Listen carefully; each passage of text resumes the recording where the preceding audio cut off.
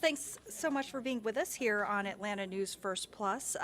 We continue following the latest surrounding the former President Donald Trump, who is actually leading in all the polls as a potential Republican nominee in the 2024 presidential election. And now we're learning the Fulton County District Attorney wants to put him on trial here in Georgia the week before our state's primary.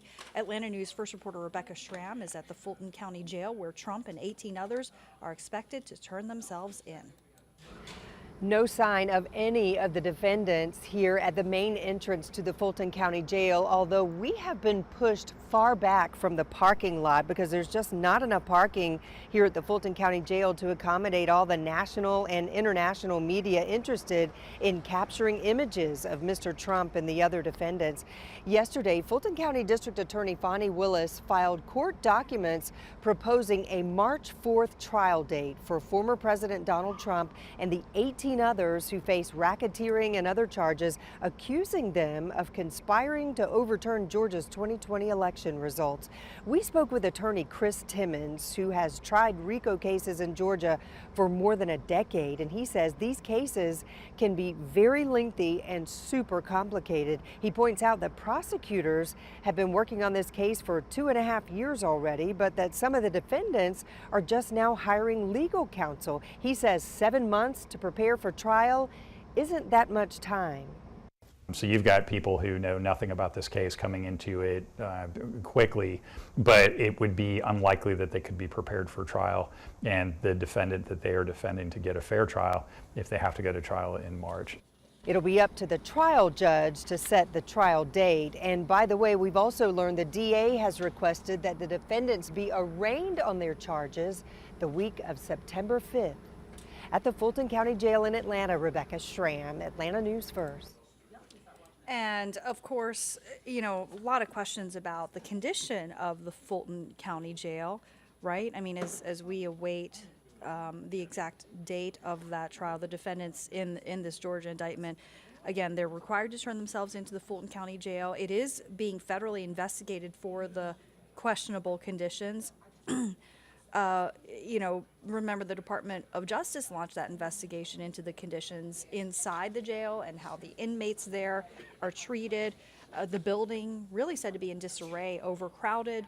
New numbers showing that 36% of inmates are unindicted and are also still waiting for formal charges. A Fulton County Commissioner, Bob Ellis, told Atlanta News First that they've come to embrace this added attention to one of Fulton County's most glaring issues.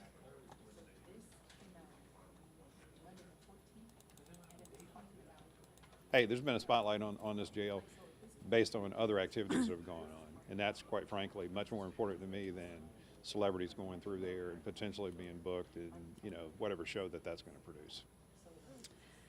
Well, Sheriff Pat Labatt has said that the sheriff's office is rolling out a new security plan to prepare for the arrival of the former president. We're following the latest on Atlanta News First and atlantanewsfirst.com, also our free mobile news app. So stay up to date with all the latest. It's a nearly 100-page indictment, and we have everything very well organized on our website, and with all the other criminal charges as well that are facing the former president. Okay, let's talk about this bomb threat that happened.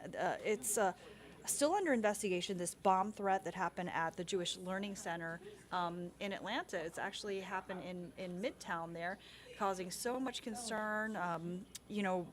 Part of Spring Street in Midtown was shut down yesterday as Atlanta police investigated this bomb threat. It was at the building housing the Jewish Federation of Greater Atlanta and the Bremen Jewish History Museum. About 70 people, visitors and employees, had to be evacuated.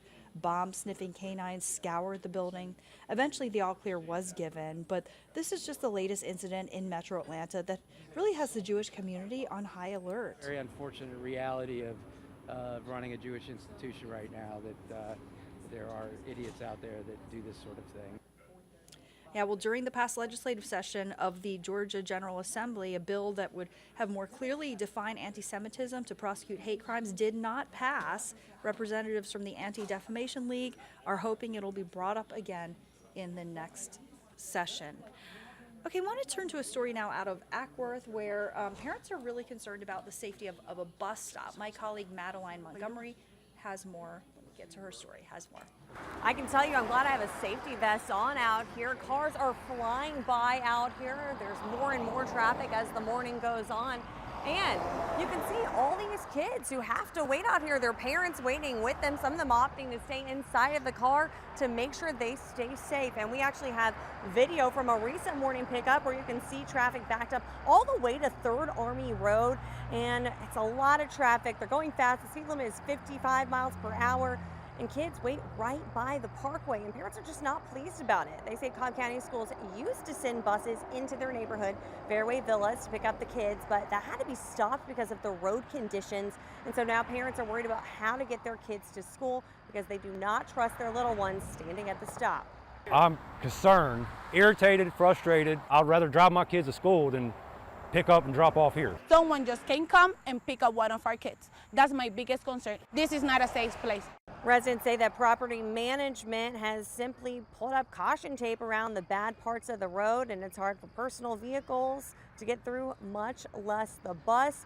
And so the school district did send out a letter, and we actually have a copy of that letter, and the school district said that they have reached out to the management, to the owners of the subdivision over here, asking them to do something about this situation so that the kids do not have to wait here, because the school district agrees this is not an ideal situation for a bus stop. So parents are just waiting for some kind of resolution. But for now, Cobb County Schools says they have not heard back from Fairway Villas.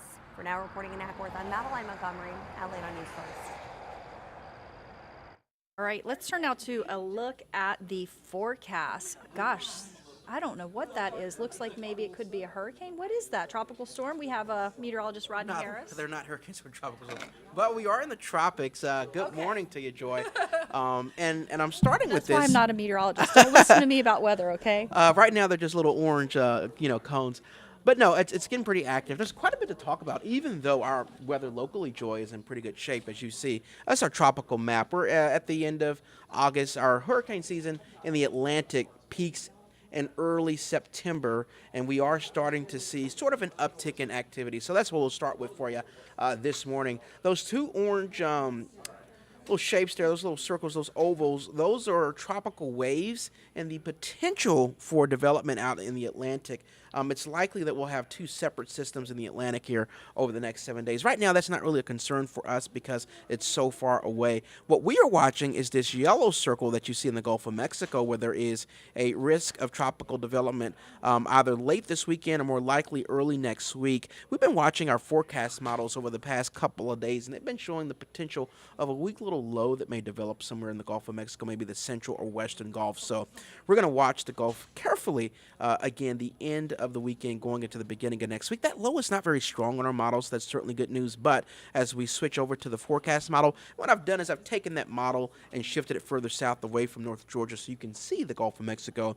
This weekend, we're definitely going to see a little bit more rain in Florida, and that could potentially spread or impact the central Gulf Coast, maybe even Texas. We don't know yet because this low is weak and it hadn't even developed, but that's something we're going to watch the Gulf again the end of the weekend going into the beginning of next week. I have kind of moved the map back north to show you that as that low develops, it's possible that we could also see some clouds from that on Sunday. So we have been really nice over the past 2 days with our weather, and it'll stay that way for most of the next 7 days. But on Sunday, you may notice an increase in cloud cover as that low passes us by to the south. Look at all that rain in the Gulf. That's something we're certainly going to watch for carefully.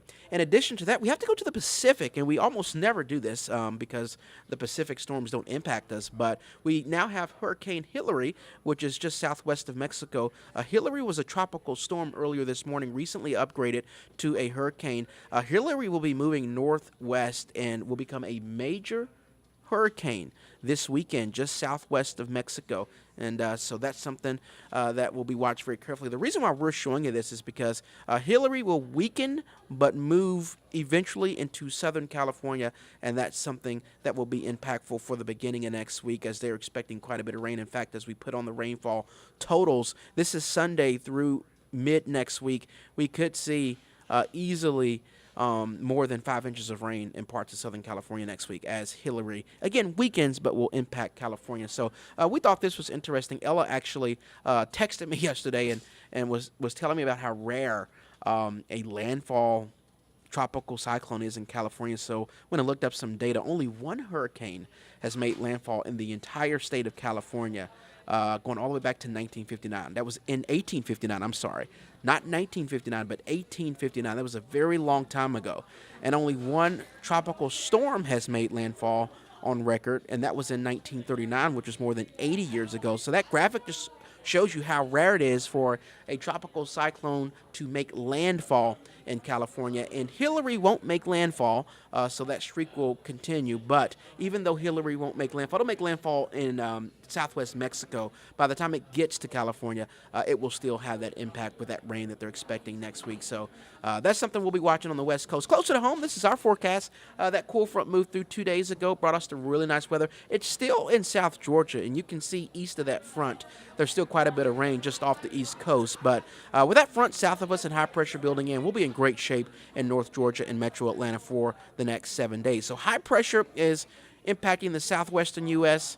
We have a dip in the jet stream, which is what you see there. That is why we're seeing the cooler weather and the drier weather here in North Georgia. It's a pattern that we typically see in the fall, and it's not going to last long. It's a little taste of fall over the next couple of days, but that high pressure that's west of us, that's actually going to build eastward next week, and that's going to produce some really hot temperatures. So while it's really nice now, we want you to get out and enjoy it, because by next week, those temperatures are going to really crank up. When that high pressure moves over North Georgia starting Monday, our high will be 95, 96 on Tuesday, maybe 98. That's near record, if not record heat, next Wednesday. So again, enjoy the next couple of days, because that heat, that very hot weather will be back for the beginning of next week. But even with the heat returning, it'll stay dry. High pressure is going to dominate our forecast, so there's no rain or no first alerts in that 7-day forecast. We'll keep you up to date on our weather locally, plus the tropics that continue to heat up.